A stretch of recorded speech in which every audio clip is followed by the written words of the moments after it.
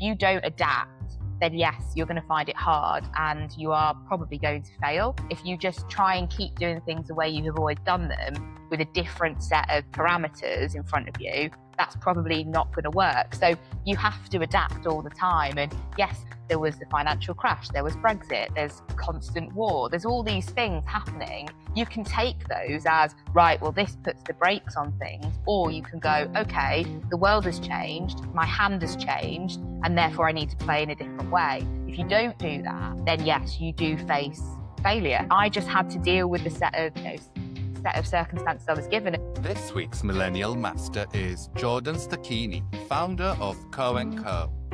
Jordan never planned to start an agency. She just got tired of hauling her bag of tricks from job to job. And when the world locked down, she built something on her own terms. Fast forward, she's turned down outside investment, set ruthless boundaries, and grown a business by choosing the clients she'd actually go for a pint with. In this episode, we talk about why slow, intentional growth wins over chasing scale at all costs, the reality of founder loneliness, burnout, and why setting boundaries is non-negotiable, and how saying no to the wrong work is the key to building a business you actually want. Millennial Masters is brought to you by Jolt, fast, reliable web hosting built for founders. Whether you're launching a WordPress site or scaling an app, Jolt gives your project a rock-solid home starting from just £3.95 a month.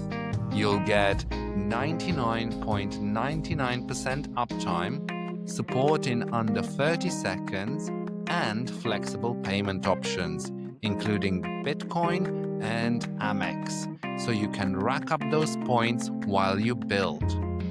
Get your first 3 months free at jolt.co.uk. Smart hosting for people building what's next.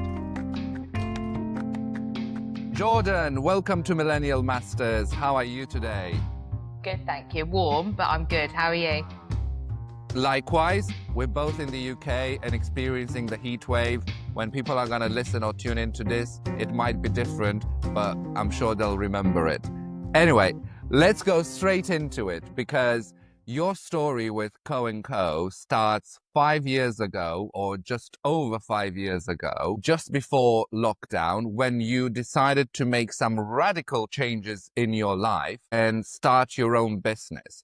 So take us back to that moment and the tough decisions you had to make. Co & Co was 5 this year, will be 6 in February next year. And to be honest, it wasn't really like an active decision to start my own business. It's not something that I ever aspired to when I was younger, or I wasn't surrounded by people that had their own businesses. You know, my mum and dad didn't have their own businesses. My older sisters didn't have their own businesses. So it wasn't something that I was kind of surrounded by, and that was the norm. But prior to starting Co & Co, had worked in-house for 2 quite big property investment companies.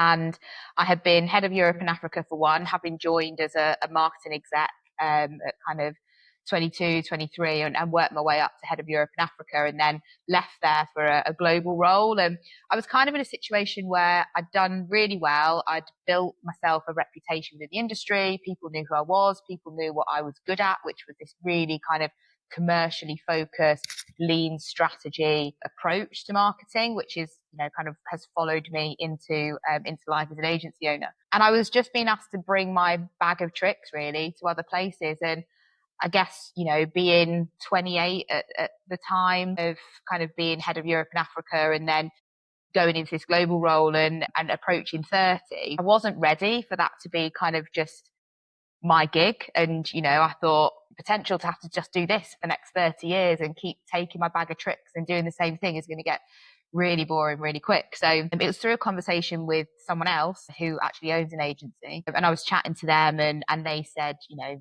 just general chat, what's going on and stuff. And I said, oh, you know, keep getting approached by people to come and do the same thing for them, and just don't really know if that's lighting my fire. I don't know if that's the right move for me. And he kind of pointed out that, well, you know, what do they want? And I said, they want strategy. They want to know how to do it.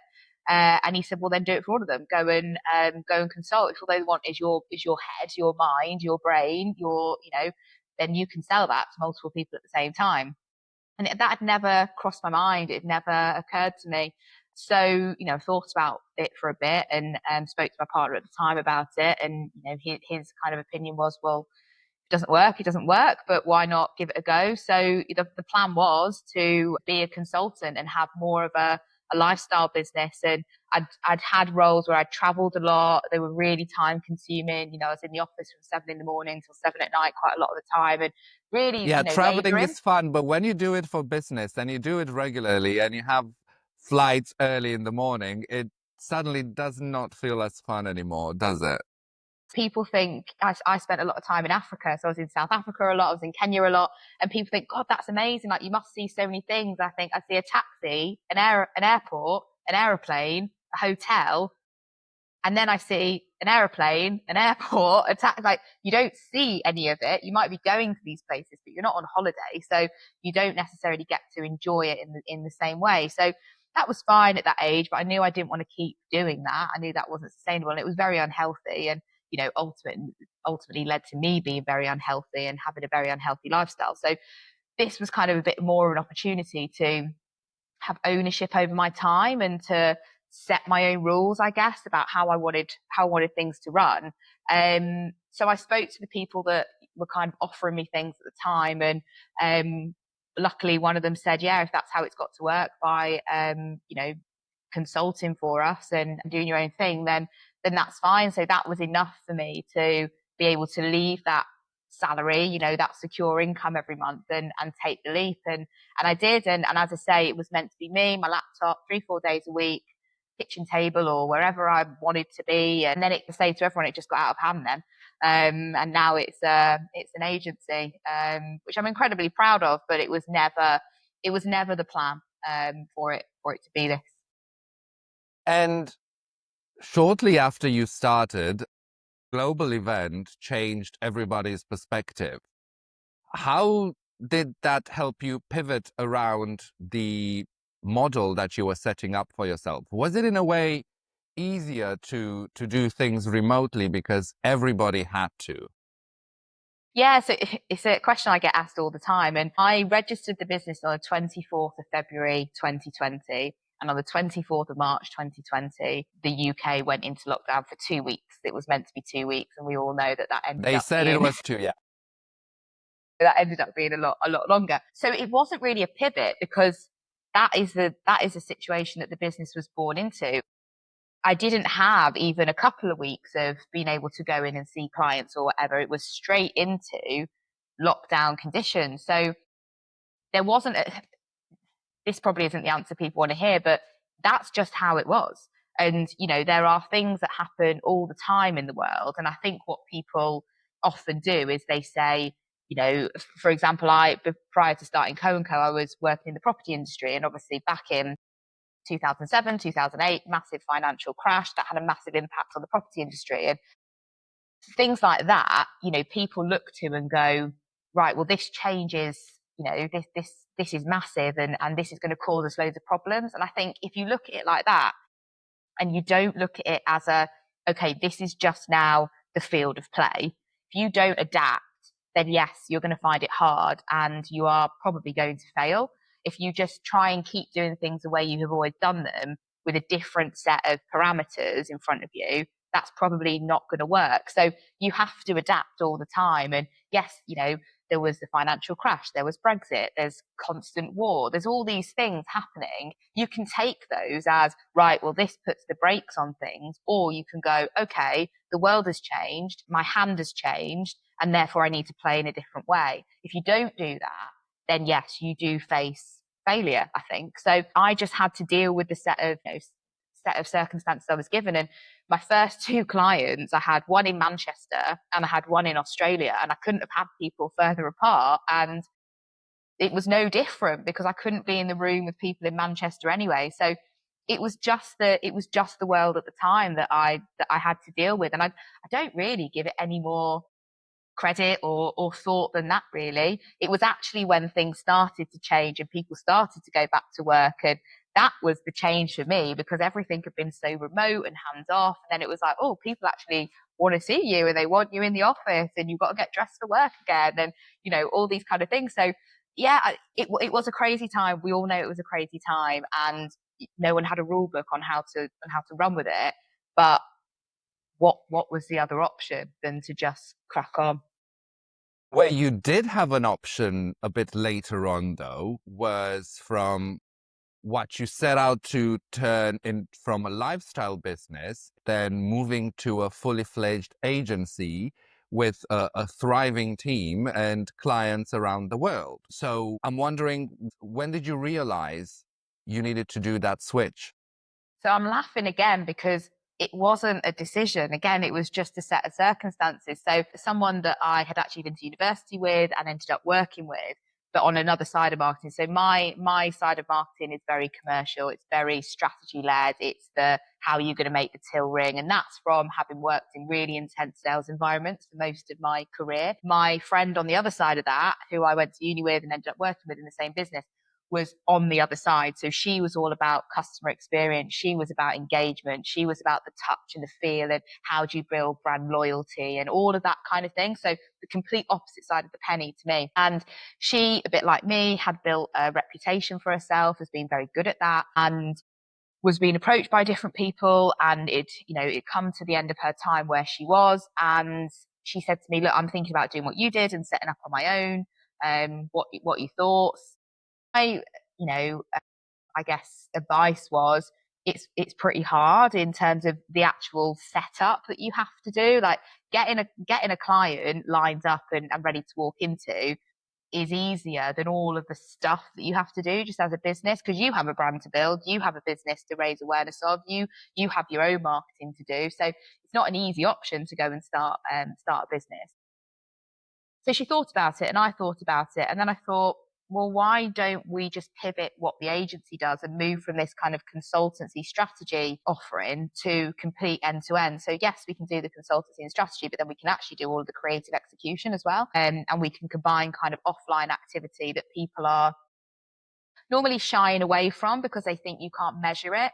Actually, we can measure it because that is my background. You can measure everything, and I genuinely believe you can measure everything. So we did, and yeah, overnight that changed the kind of offering of the agency from this strategy focus to being able to offer these more creative services as well, and these more tangible offline experiences. So again, it wasn't okay, I'm going to turn this now from a lifestyle business. It was, one client becomes two, and that's manageable.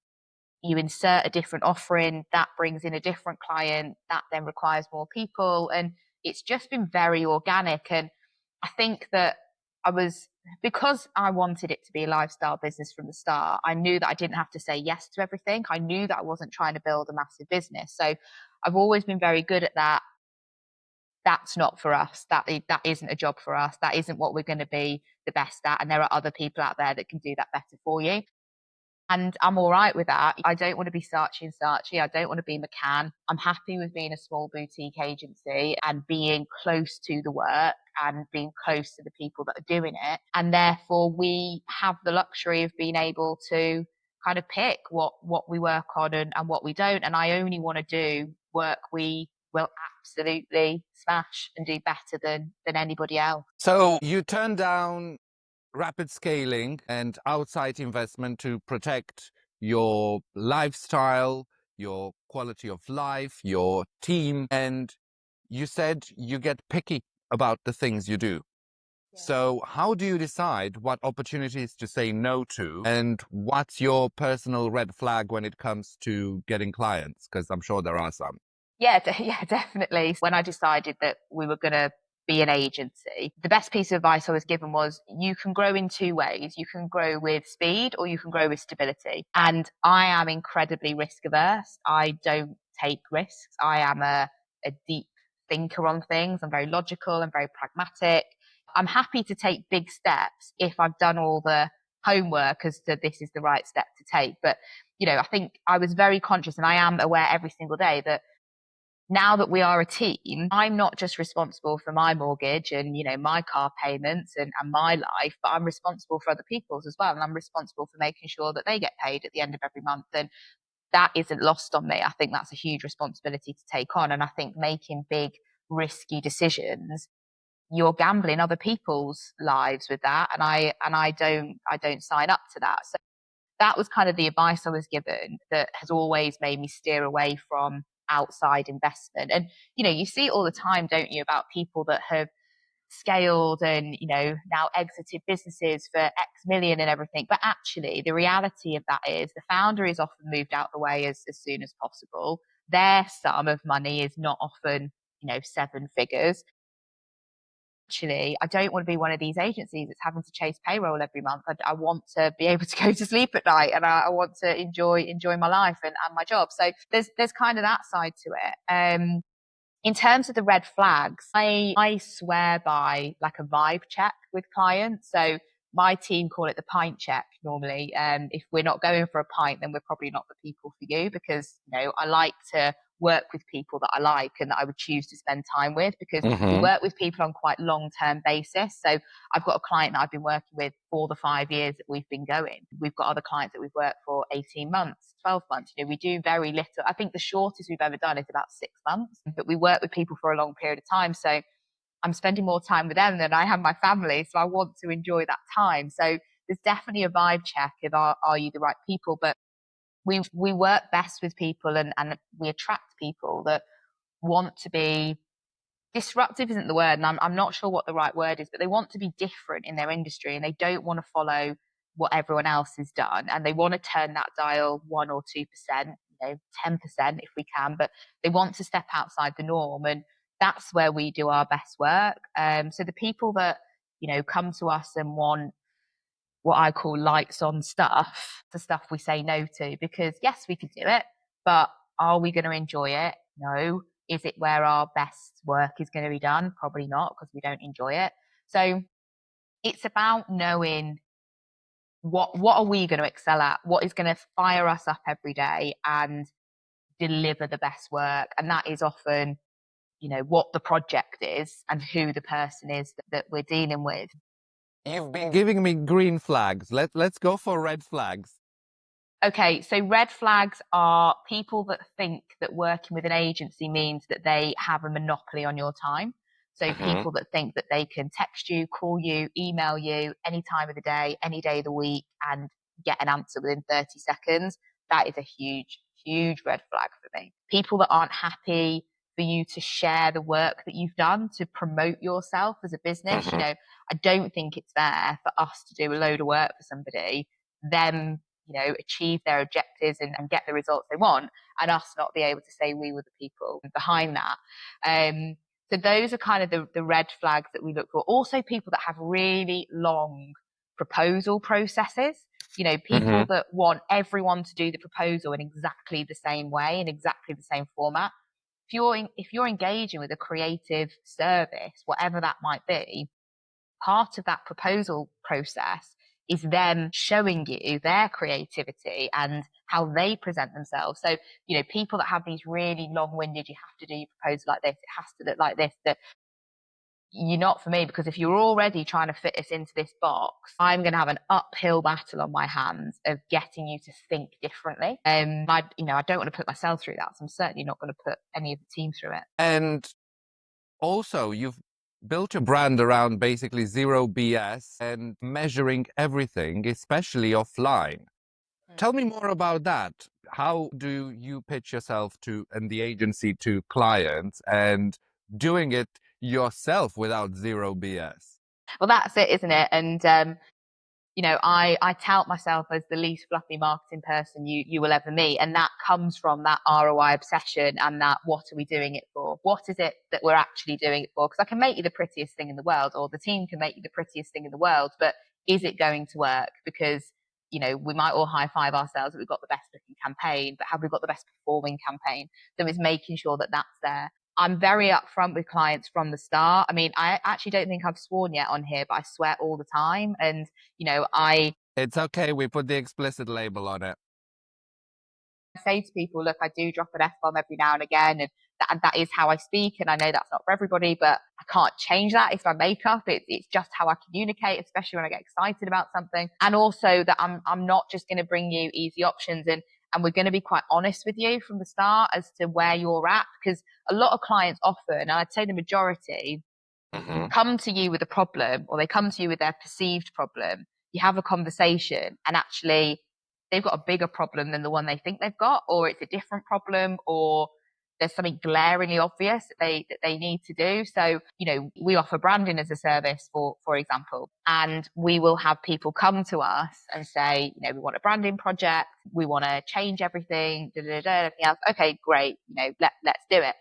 What people need to understand is the application and the rollout of a brand is really important as well. So wanting a rebrand might actually result in needing a new website. Now, we don't build websites. We don't design websites. I have no skin in the game when it comes to websites whatsoever. However, what I do know is how to roll out a brand, and I know strategy, and it's no good making, what's the saying? You can't put, you can put lipstick on a pig, but it's still a pig.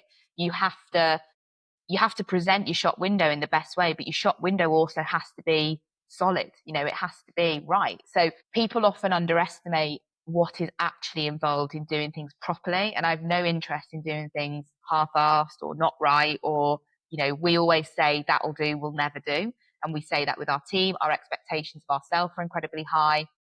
So that'll do, will never do for us. And if someone wanted to roll out a beautiful looking brand across old assets that need rebuilding, it's no good for them, and it's certainly no good for us as a window for what we do. And as I say, we have no skin in the game when it comes to websites, but we know strategy and we know the best way to do it. So we are very honest with people. I'm very clear about boundaries and stuff as well, like that. I'm not going to answer your calls and your messages at whatever time. And all my clients have my WhatsApp number. Everyone can WhatsApp me, but I expect that to be respected in the same way that I respect theirs. I have their number too. But if I know they're on holiday, or they're with their family, or they're on a day off, I'm not going to bother them on that day, because that is their time. So yeah, I think that's kind of the no stuff and the no fluff. I just haven't got time for it. Speaking about branding, you're quite outspoken about the power of personal brands, not just for founders. And in a way, you grew Co & Co and your agency through the power of your personal brand. And I also understand that you encourage your team to show up online. So I'm wondering, what are some of your tips and tricks we can share with other entrepreneurs and founders tuning in about them developing their personal brands, and why it's important to show up online and not just build in the shadows? Co & Co wouldn't be where it is today had I not invested in my own personal brand and built it. And, there's a lot of people that come and work with us because they follow me on LinkedIn and they've seen what I'm talking about. As you say, the way that I speak on LinkedIn, the way that I talk, the way that I present myself is very no fluff and no bull. It's very straight to the point. It's very blunt. It's never controversial on purpose. I don't actually think anything I say is controversial. I just think I'm saying things that other people are thinking, and they're always backed up. And I've been doing this for a long time. So I always say my sample size of the years that I've been doing this is pretty good. But I think there's a huge opportunity for business owners and entrepreneurs to grow their personal brands and therefore their businesses. I think where the magic is, though, for me, is businesses that invest in their employees doing it. Because businesses, we talk to people all the time, and we'll go into businesses and we'll give their teams training on how to use LinkedIn, how to effectively turn their teams into mini routes to market, if you like. And one of the things that we get is, what if we do this and people leave? What if we do this and people get poached? My very, no fluff, no bull answer is, nobody's going to leave a business for any other reason than they're not happy where they are, or their personal circumstances have changed. So if you're a business that has a shit culture, you have no investment in your people, you're not looking after your people, they'll leave because of that. They're not going to leave because they've started posting on LinkedIn. And actually, if you're a good company, if people like being there, then that's what people should be talking about. So the way we describe it is, you need your employees to be an amplifier for the business, and you need your business to be an amplifier for the employees. So, business pages on LinkedIn are always about the wins of the business. They're never about the people that make it happen. And that's what they should be talking about. They should be talking about the individuals, what your annual turnover was, or the award that you just won, or how happy your shareholders are. Very few people care about that apart from the shareholders and the business owners and, the board. So what do the people who you are trying to attract to work there, that you are trying to attract to buy from you, that you are trying to keep retained in the business, what content do they want to see? And that's who you produce it for. So yeah, entrepreneurs, business people, huge opportunity to use your voice, especially when you're starting out. And when I started Co and Co, I was the brand. That was it. And that's kind of spiraled off the back of me. As you grow, that also then goes into other parts of the business. So how we are as a business, yes, is very much built on me and my personality, but it also now comes into things like recruitment. It comes into culture. It comes into how we look after people. So as part of the recruitment process, I'm looking for traits of people that match our vibe and our brand, not because I think that is the only way to be, but because that is the best way to be here. And it is the way that you're going to get the most out of it. But for businesses, there's value being left on the table because they just don't get it. And I guess the other thing on that part that so that's what the businesses tell us, is that people leave. But then employees will say to us, well, how do I build a brand within a business that already exists? How do I build a brand within a brand? And I think the best analogy that we've ever come up with for that is, if you think of Heinz, the brand Heinz, they have multiple products. They have everything from sandwich spread to beans to ketchup to sausages and hoops. They have a mayo. They have an array of things that they offer to people. You can be a Heinz customer and not like sandwich spread, but absolutely love spaghetti hoops. So it's exactly the same as employees within a business. Every employee is going to be different and they are going to appeal to a different audience. So you can still be your own product. We're all washing powder at the end of the day. So, you can be your own product within that hierarchy of a brand, but you don't have to kind of try and create something new other than who you are. That's the authenticity bit. And you're always trying to build two things: credibility and rapport. And credibility comes from showing what you've done, demonstrating what you've done for other people and the success of that. And the rapport comes from the personal side of things. We are more likely to do business with people who are like us and who we feel connected to. And you and I could sit here all day and talk about our lives. The things that we will bond over will not be what we do for a living. If we stopped doing our jobs tomorrow, we would still be the same people. We would bond over different things from our childhoods and how we grew up and, what we do in our free time. If we've got children or not, or if we've got dogs or not, there'll be all these things that we go, oh yeah, I relate to that. And that's where that personal side is super, super important, to make sure that you are getting that across to people. Now, Jordan, you touched on hiring, and you also said that you don't set out to be controversial on LinkedIn. I know what's coming. But then something happened. You did say something. Many people agreed with you, but many people also didn't. And you basically have a no graduates hiring stance, and that exploded on LinkedIn. So I'm wondering, why did you make that call, and how has it affected your business and the culture you've developed within the business? Yeah, so that is probably the most controversial thing that I've said. And again, I don't think it was controversial. I think it was divisive. I wasn't saying anything completely outlandish. I was just talking from a place of experience. And I did make the decision that we weren't going to take grads into entry level positions. So you can have gone to uni and you can still come and work here. You just can't cut your teeth here. That's the thing that I'm saying. And again, that comes from years of experience of sitting in front of grads who have come out of uni. And by the way, this is absolutely no dig or reflection on the grads. This is a dig and a reflection of the universities. They are not producing the right caliber of people that have the skills that employers need to hit the ground running. So if you're coming into a business, you need to be able to demonstrate value. And I don't expect you to be running client accounts and taking on loads of responsibility, but I do expect you to be useful. And I do expect you to be able to do certain things and be able to adapt. So I think the unis are doing people a disservice, and therefore they aren't producing the right type of people. So I made that statement that we weren't going to take anyone into entry level positions, and actually we were going to go down a different route, and we were going to take apprentices into entry level positions. I've been hit with loads of reasons to do that. Oh, it's cheaper and da, da. Well, we pay our apprentices a normal entry level position wage. We don't pay apprenticeship wages because I just think they're still grown-ups in the world, and the world is expensive, so why should they just be paid less? Do you know what I mean? So we, just to debunk that for anyone who's about to come with me, we don't do that. We pay normal entry level salaries. And also, taking on an apprentice for the business is a bigger investment than just what it costs, because you have an obligation then to teach, to mentor, to support, to actually put more into than potentially a grad. But the difference is that we found, and we have two apprentices in the business, the difference that we found is they have a different type of graft element. They don't want to go to uni and learn everything about marketing through a book or through lectures or whatever. They want to come in and they want to have hands-on experience, and they want to get involved. They really want to muck in, and they're inquisitive and they ask questions. I love people asking questions and wanting to learn. What I was seeing with grads is that they weren't doing that. They were coming in and almost like, well, I know everything because I've got this bit of paper that says That's I know. exactly what I wanted to ask. You seem to have made a clear differentiation between a mindset. So it's not about them going to uni, it's more about mindset.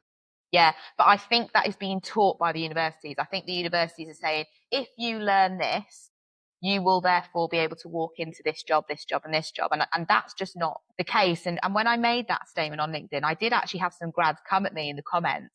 And I said, look, you are the exception and not the rule. I'm talking about the mass here. I don't know every single individual grad in the world or in the UK. But what I'm saying is, en masse, this is the behavior and this is the experience. But actually, you who are on LinkedIn engaging with people like me, run with that, because you will go and be absolutely fantastic. But you are the exception and not the rule.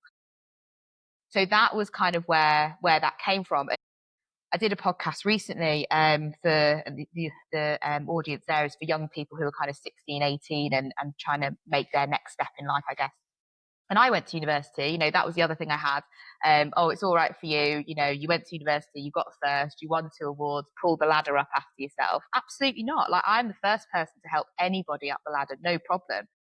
I got asked on this podcast, if you could go back in time, would you still go to university? And despite how well I did, and I did my degree in the field that I now work in, would I go back to university? And I wouldn't. I would go down the apprentice route, because I think for me, the type of person I was what enabled me to go and get a first and win awards. And I did the work experience, and I did all the stuff that you should. But I think there's this thing amongst grads coming out that the universities are saying, well, because you've been here and you've got a degree, that gives you the edge. And it doesn't. You have to be proactive, and we just weren't seeing that from people. So yeah, Do I you made think that. it's universities saying that, or is it in a way society or the generation, their parents, so to speak, and that generation which in a way had that job security which you don't get nowadays anymore? Yeah, but then I would challenge that and say, the parents of the people coming out of university are not much older than me, really. They're probably in their early 40s, that kind of age bracket. No, I don't know.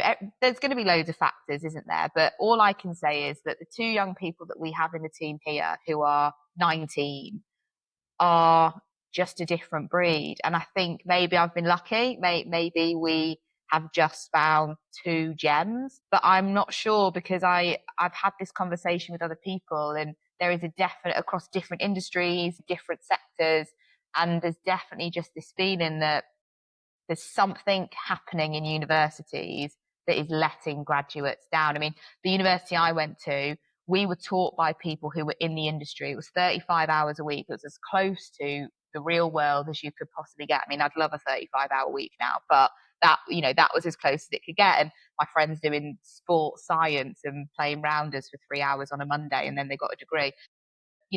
We were taught by people in the industry.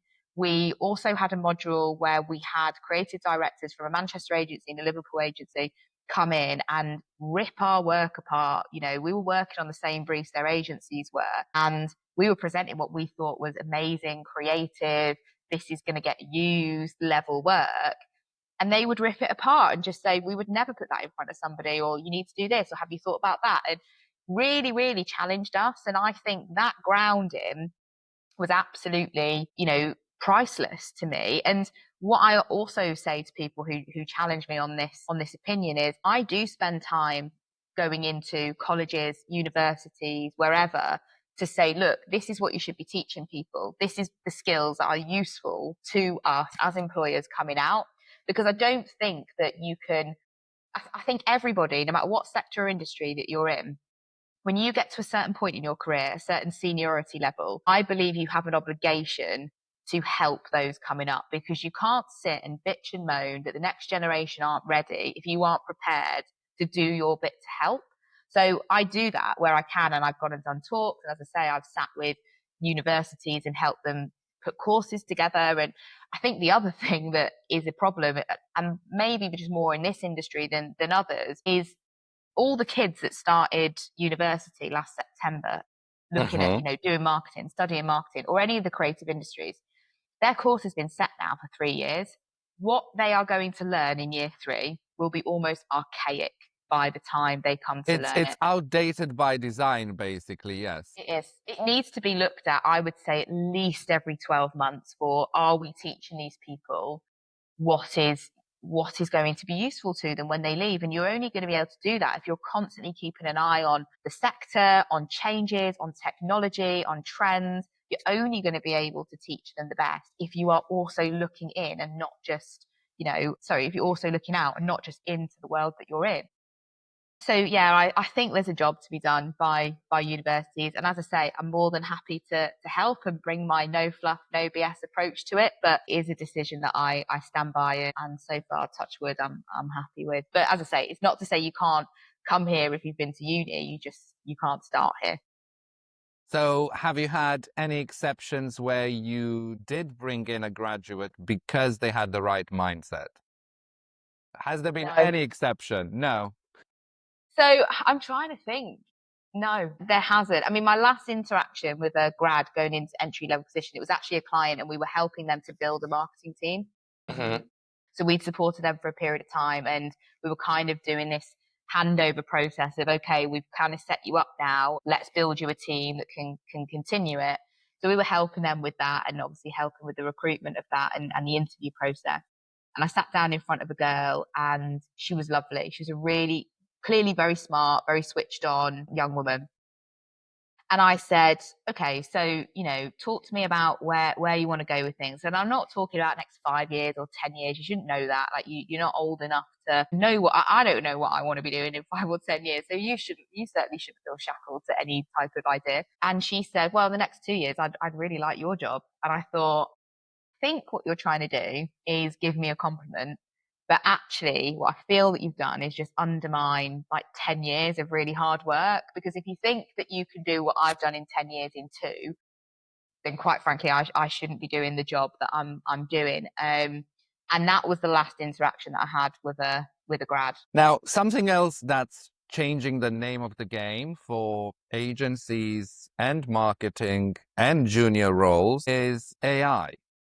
How have you embraced it in your business, and how do you see other businesses embracing it? And is it affecting people bringing in agencies in order to do some work? Do a lot of businesses now think they can do it themselves? And where can they go wrong?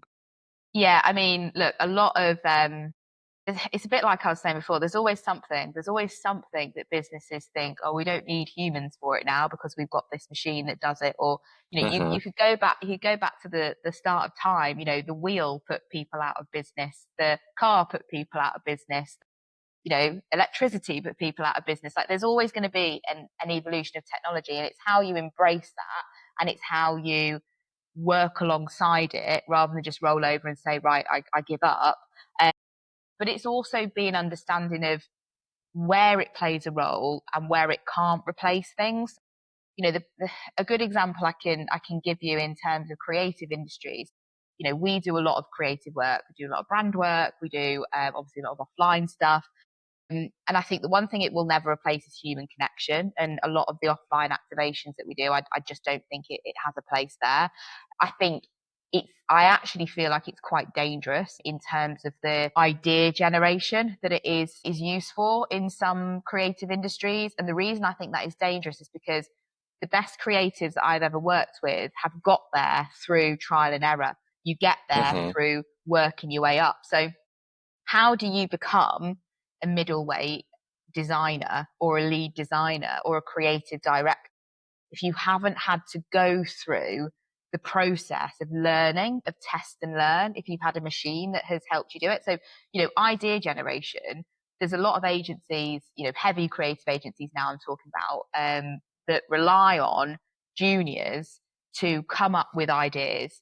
So, okay, you could say, right, well, we can get rid of 10 juniors then because we've got AI that can do it. Okay, but how do you then have growth? How do you then get more senior creatives coming through if you're stopping it right at the start? So I have that feeling for it as well. And, there will always be a place for a more affordable option when it comes to things as well. And I do think AI and technology does allow for more affordable options on things. So I did a post not long ago actually about a guy who he did a post saying all creative jobs are going to be gone in 10 years because I was able to make this poster on my phone in 10 minutes using a picture of my tea from last night, a line of copy, and it was done in 10 minutes using AI. Okay, yeah, a poster was created. That's a fact. The line of copy was completely unforgettable. I mean, I can't actually remember what it said now. The picture was badly taken and not very well lit. And the whole thing was just tick box, that'll do, like we were talking about before. There wasn't much creativity to it and it could be replicated by anybody. It wasn't smart, it wasn't clever. So I don't think creatives need to worry about their jobs going, but there will be a role, there will be a place for that level of production for people that can't necessarily afford humans. In the same way that you could go and buy a Billy bookcase from IKEA for 90 quid that has been mass produced and everyone has one, or you can go to a master craftsman and have a beautiful bookcase made out of a piece of oak. Yes, it's going to cost you probably 10 times the price, but it's unique. No one else has it. It's going to be a talking point. It's going to last longer. It's an experience. It's a process. So there will always be two audiences, someone that wants cheap and quick and someone that wants premium and is willing to take the time. And I see AI in the creative space very much filling that cheaper option. But, how do we use it in our business? And that's not really where you want to be anyway. No, absolutely not. We're not at that end of the scale, but some people are. And, I guess they're the ones that might need to think about how they embrace it a bit more. But like I say, even those cheaper options that AI can produce, I still don't think are better than a cheaper option that a human could produce. And I do think that we run the risk of eliminating a whole layer of creative people who then never have the chance to go into the more senior positions. And then where does the industry go after that? Now, you also have been open about throughout your building journey about the mental load and loneliness of building a business from scratch. So before you had your co-founder, and we'll get into that in a moment, I'm wondering, what was your lowest moment as a founder, but also how did you get through it? God, that's a really good question. I don't know if it was my lowest moment in terms of being a founder specifically, but when I started Co and Co, there were other things going on as well. So, as I said before, I kind of was at a bit of a crossroads with my career. I didn't know where I wanted to go.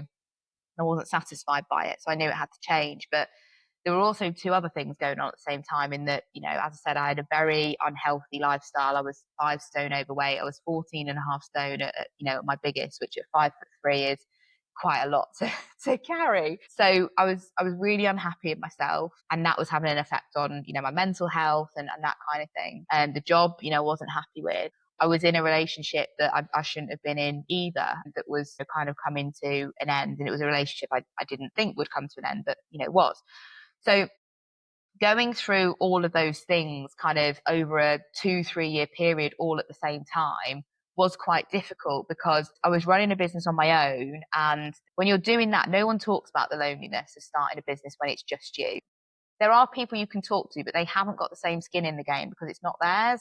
So even if you talk to people who have businesses or have the experience, sometimes if you talk to people who have been quite successful and, have gone on to do great things, and they talk about their experience, I feel like sometimes they can romanticize it a bit and can kind of be like, They oh, look it'll at be it all through the okay. rose-tinted glasses, yes.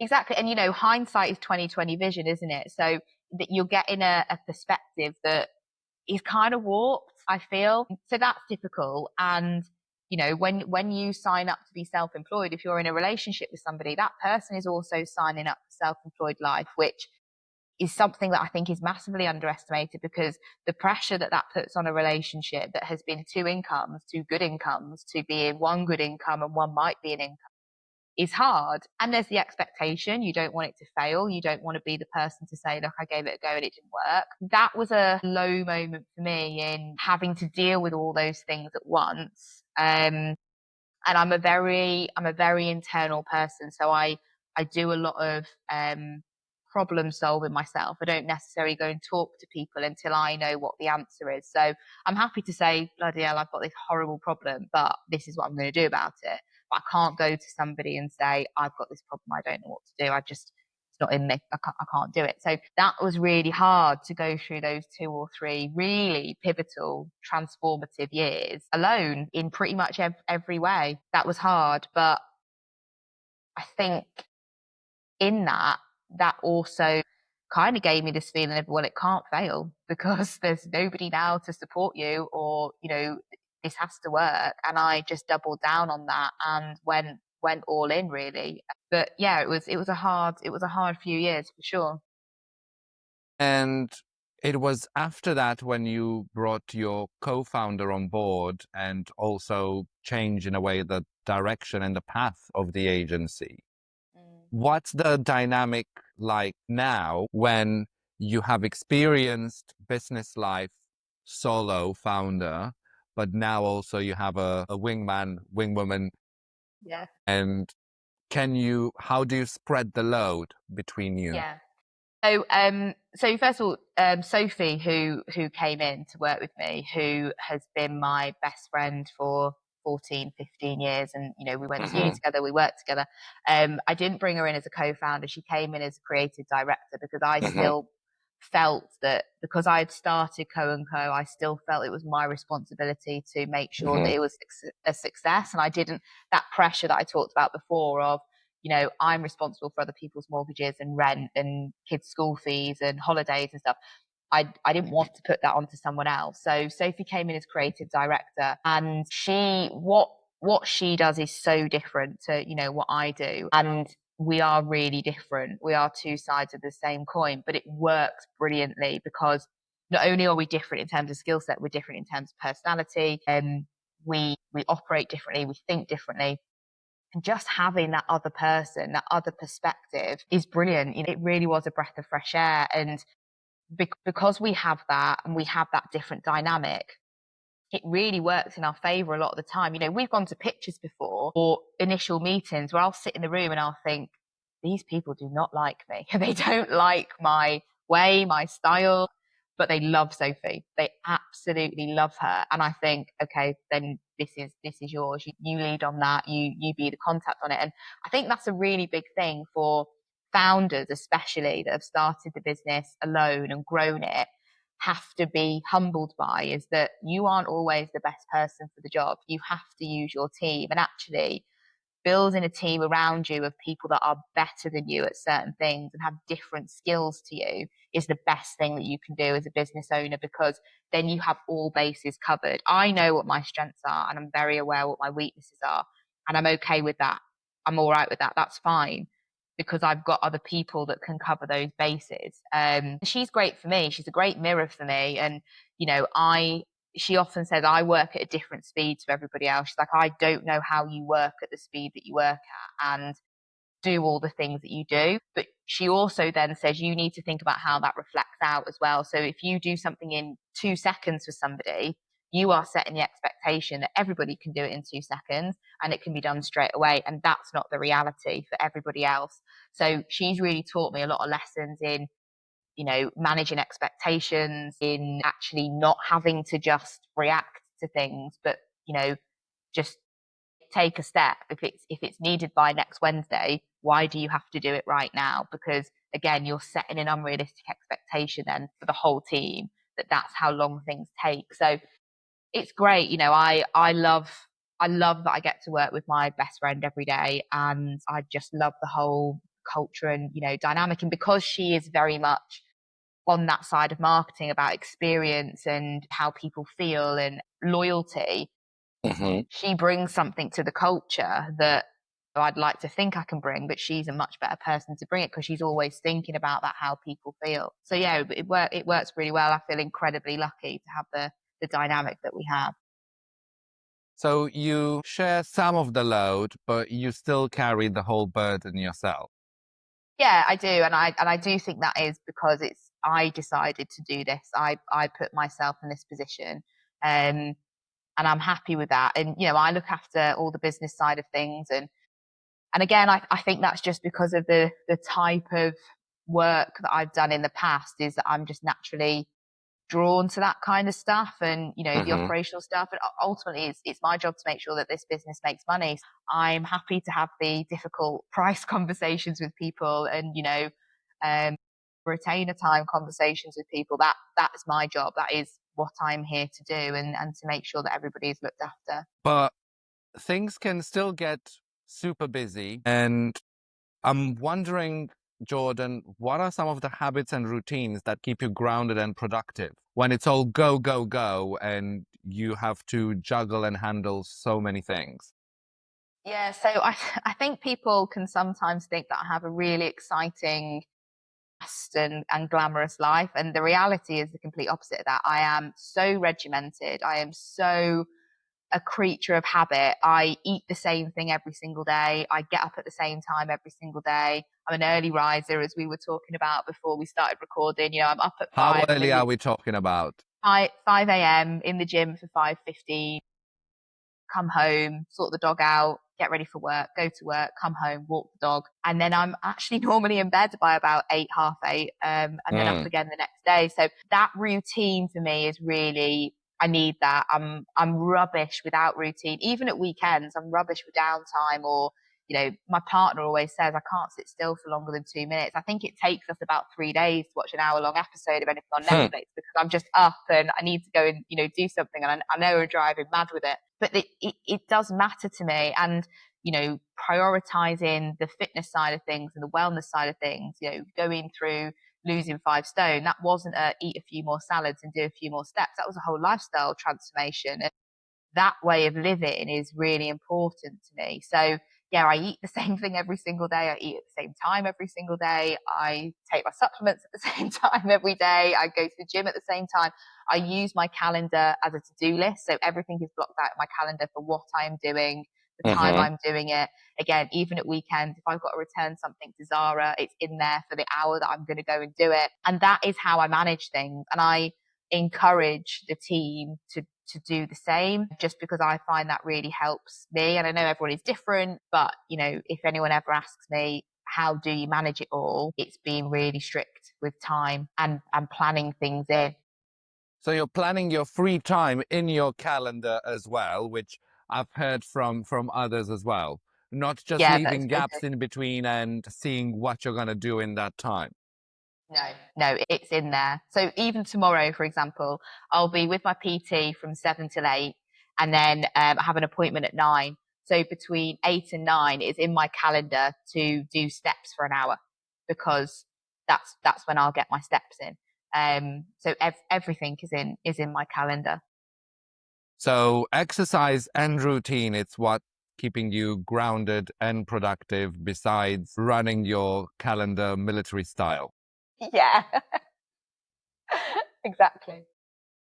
Now, through your business journey and development, I'm wondering if there's been any particular books or resources that changed your mind about doing things and how you approach your business? So I'm not a massive book fan, to be honest.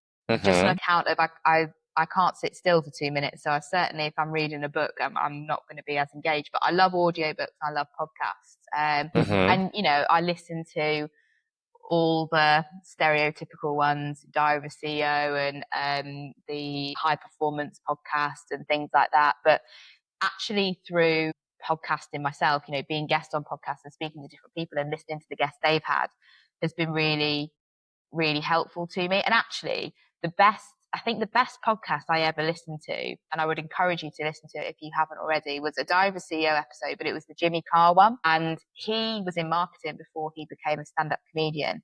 And he should do lectures in universities about marketing. He is so smart and just so on the money with marketing. And having listened to that and then going and seeing his own marketing and how he conducts himself and things, you can really see he's a marketing person. He's a great salesman. So if you haven't listened to that episode, I would definitely say go and listen to it. But I think, I like information, as I say, and I like podcasts, and I don't necessarily listen to podcasts about marketing. I like people, and again, I guess that's a marketing thing, is having an interest in people, and I like people's stories, and I think they're the kind of podcasts that I lean into, of people that have been through difficult times or have had challenges in front of them and how they've dealt with it. Because I was listening to a podcast yesterday, actually. It was Greater Manchester's Greatest Minds, Eddie Whittingham's podcast. And he had a guy Mm-hmm. on there called Aaron, who was an ex-United player. He was in the academy. I don't think he ever quite made it to the first team, but he obviously played at a good level. And he had a great line where he said that success leaves clues, and people that have been successful, there are things that you can see and learn that they've done, that you can then take into your own life. And I think that is true. And I think that's also true of people that have been through difficult times and have had to deal with difficult things, is that how have they done that? Because, while I've gone through difficult times, I'm under no illusion that that won't happen again.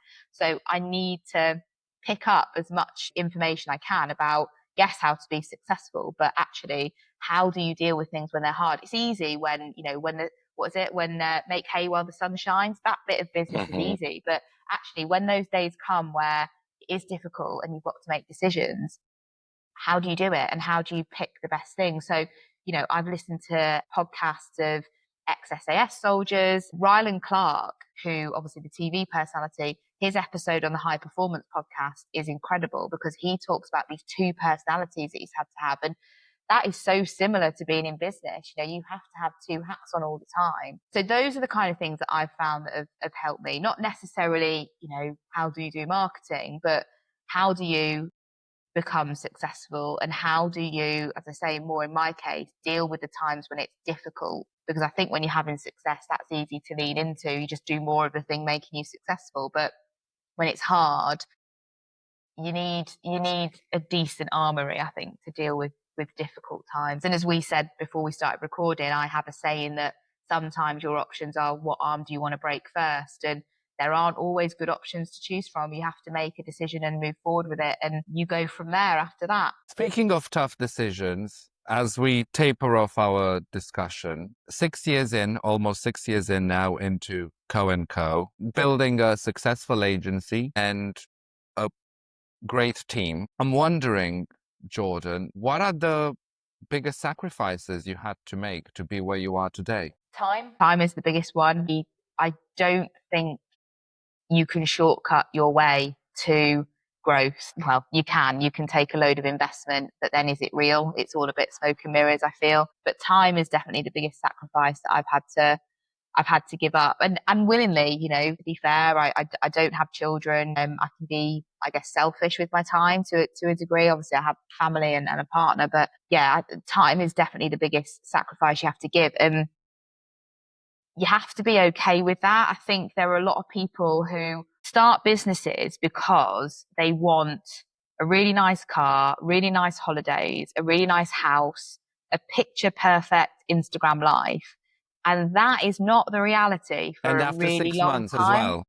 Yeah, exactly. And after 6 months, and if they haven't got it, they kind of feel like they've been shortchanged. But the reality is, when you start a business, you're never more skint than you'll ever be, because all your money is going into it. And, you have no guarantee that it will work either. And you have to graft, you have to put the time in, you have to put the nights in, put the days in.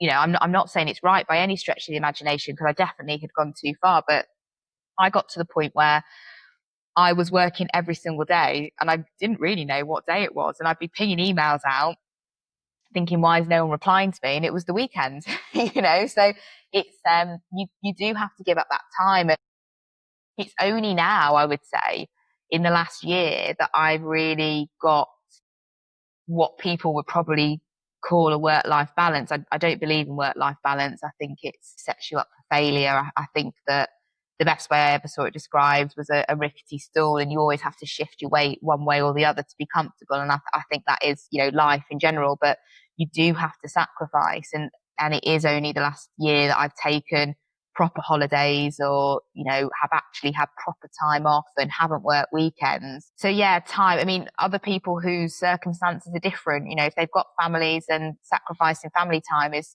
probably what they're going to say, or, whatever. But you do come secondary to the business, and then to the team, and then, to yourself to a degree. But it's hard work, and you have to put the time in, and the effort in, and ultimately, that's how you get where you want to go. That's a great thought to wrap up our conversation, especially as, from my experience as well, it's many years after you start the business that you start to get a bit of balance. And depending on the growth trajectory as well, sometimes you just never get it because you chase more and more, which is why I understand why you chose the slower, more organic growth, that path that you have now, in order to be able to be a bit yourself as well.